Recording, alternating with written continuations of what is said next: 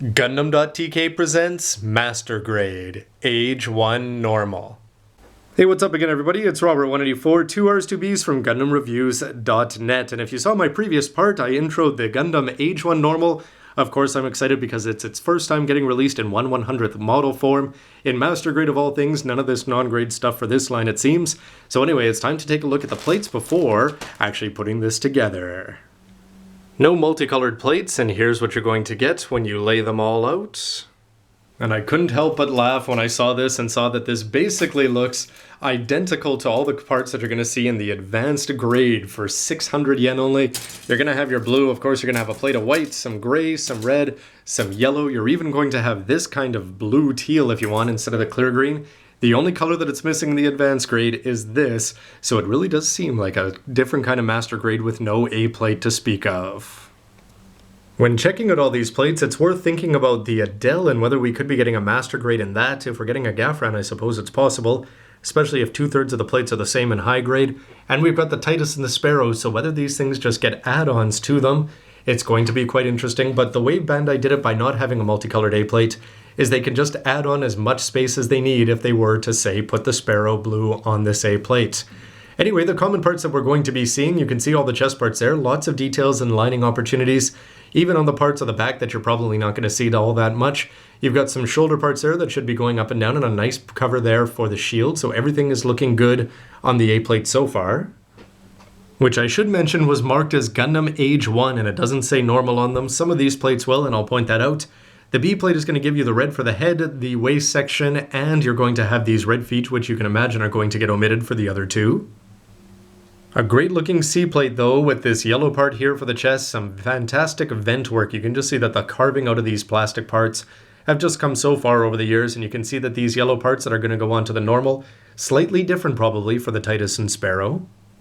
With the D plate being awesome and sort of disappointing at the same time, only because these clear parts are never going to light up. You're going to have these two here for the Dodds. It's cool that they give you two and they don't just rely on seals, although you can put seals on as well, it looks like. This part will probably be removed for the other two, and you can see the all-important chest icon there. It's not going to be a flat one like it was with some of the other versions, or a completely filled in one. You've actually got some nice little details there in terms of just how thin and detailed it is. And over here, you're going to have the eyes in clear green, along with that part up on the top, which is looking very sharp for Age's dynamic-looking camera lens.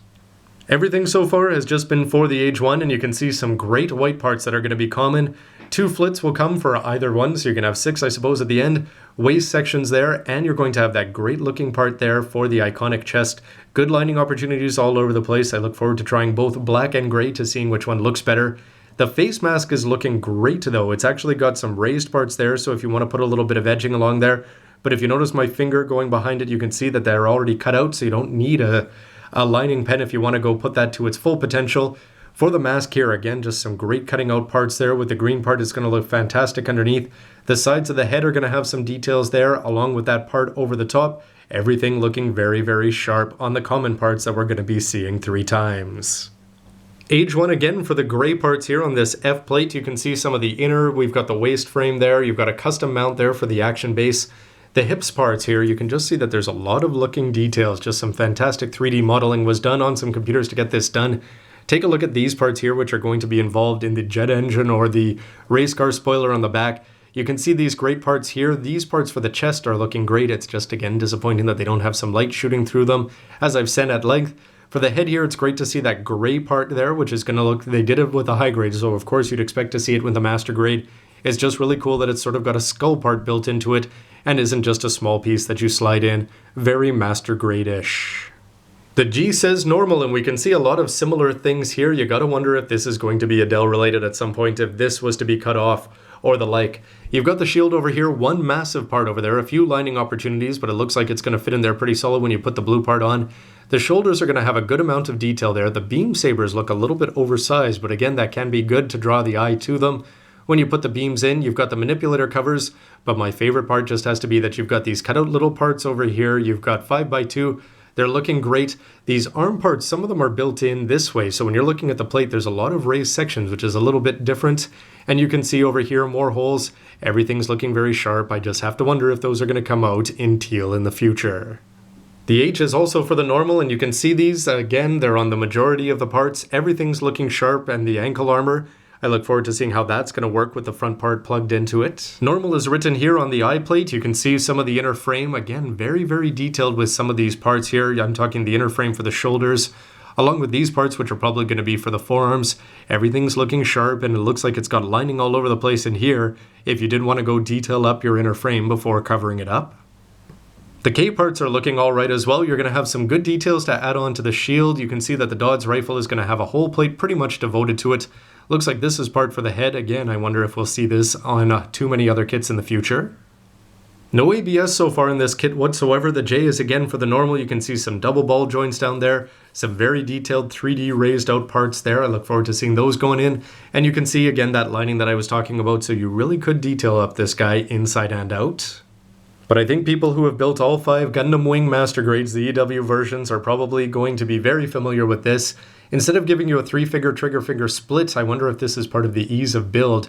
But you can see that you're going to have a thumb here, which is going to be put together separately. Then you can just plug that in there. You're also going to have these parts, which are pretty cool. The Titus will have unique ones, of course. Well, it'll be unique for everything here. But you're going to have 4 different kinds, including it looks like you could have the Dodge with a trigger finger in either one. Cool that they have the open dynamic ones. With these smaller 15-16 meter Gundams, I'm sort of used to this kind of thing with the Victory Gundam or with the Wings. In an 18-19 meter Gundam, it just seems a little bit strange to have these parts that they can't be bent, even though they are so essential. So keep your Ziplocs handy if you don't want to lose these, and keep swapping them out for display purposes. I'm not as up on my polycap numbers as I should be, but PC207 looks like there's a few interesting polycaps in here. To go along with SB8, which I'd imagine was back in the 1/100th Exia, these are the flat kind of beam sabers, not the round ones. You've got the daggers. This whole thing is pretty weak, so the sabers, of course, are going to be some soft plastic if you did want to bend those around.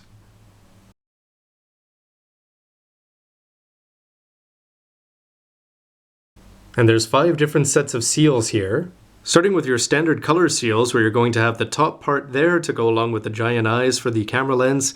You'll notice with this one that you're actually going to have some black with some green around it to go along with these parts for the lenses and for the Dodge rifle. But if you want to use the clear parts, you've also got the options of putting on these silver seals, as Bandai calls them. You can see that there's a very thin one to go under the green one for the chest, and to go under the eyes and the top camera lens. I suppose that these are worth putting on and then putting the clear plastic on, seeing if you're happy with it, because I suppose you could always add these on afterwards, but there's a lot of black parts missing there. I'm talking specifically for the eyes and the camera lens.